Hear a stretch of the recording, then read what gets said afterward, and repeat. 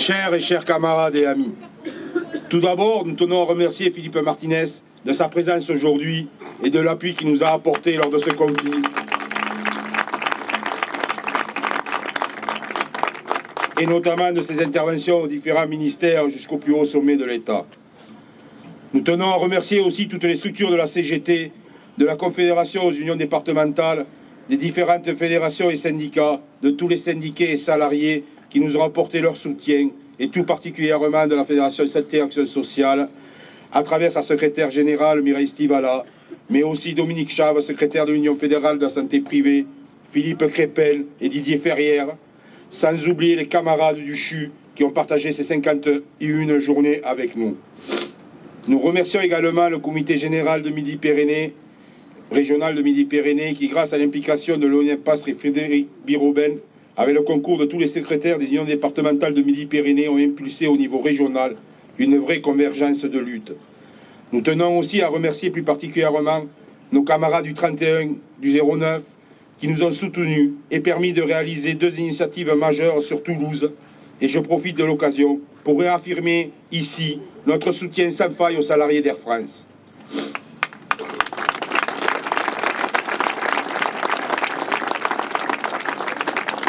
Enfin, pour terminer avec les remerciements, nous tenons à remercier tout particulièrement notre secrétaire général de l'Union départementale 82 et notre secrétaire général de l'Union syndicale Santé Action Sociale du 82, Lina de Santi et Mireille Réau.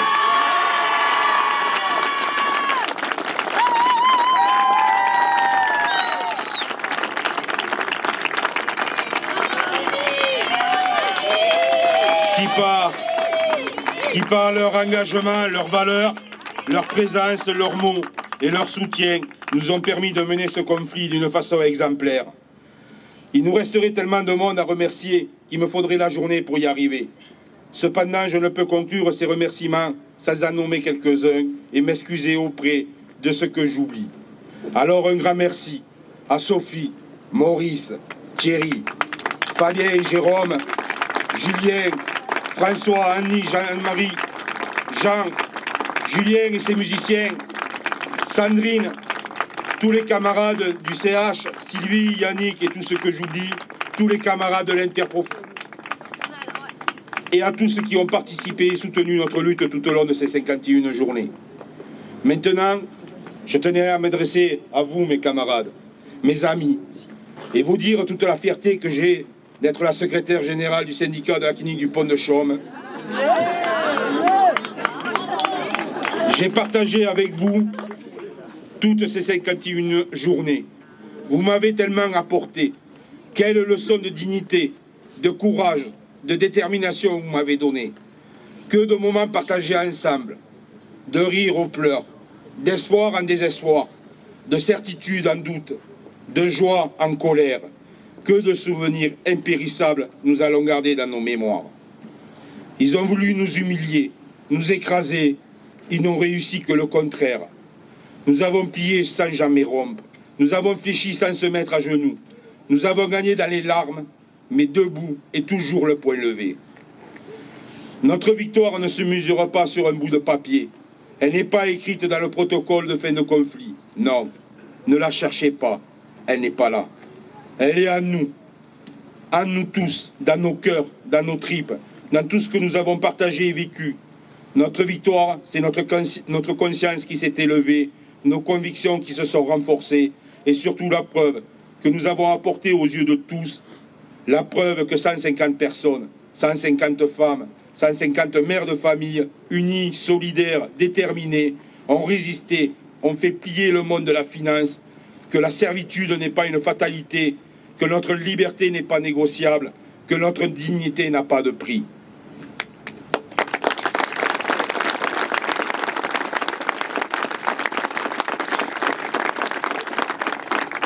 Bourgeois, financiers, soyez avertis, un vent de colère surlève sur vos empires, que notre lutte n'est pas une fin en soi, mais bien le début pour nous de la résistance.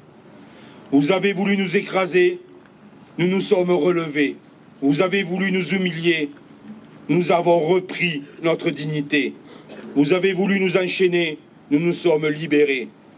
Vous pensez qu'au profit, qu'au bénéfice, nous Nous sommes au-dessus de ça. Et c'est pour cette raison que vous ne gagnerez jamais contre nous.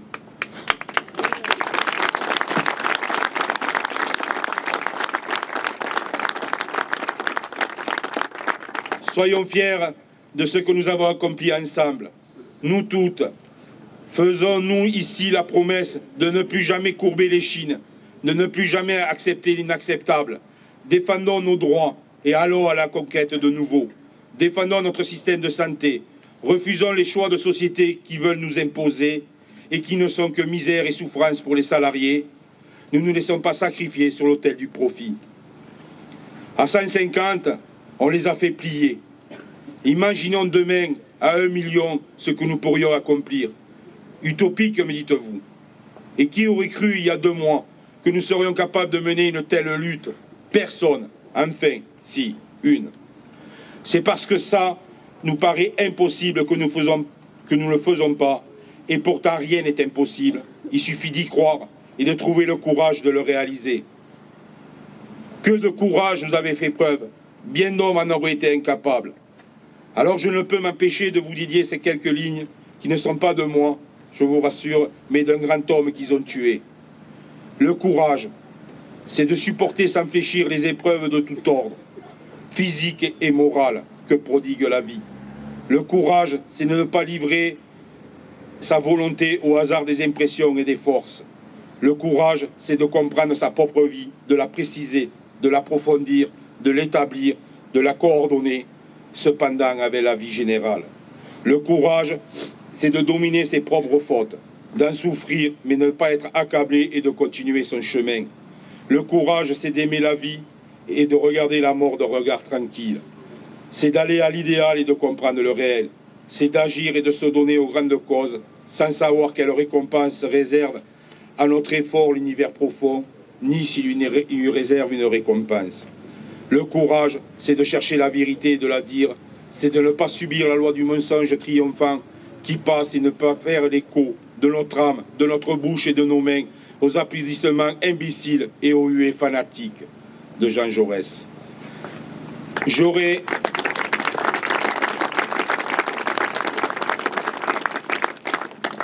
tant à vous dire encore. Lina m'a dit de ne pas faire trop long. Alors pour une fois, je vais l'écouter. Et je finirai par ces quelques mots. Vous êtes des personnes, des femmes formidables. Et vous aussi, les quelques hommes présents sur ce conflit. Mais aujourd'hui, je voulais juste vous dire, mesdames, que je suis fier d'être une des vôtres. Merci.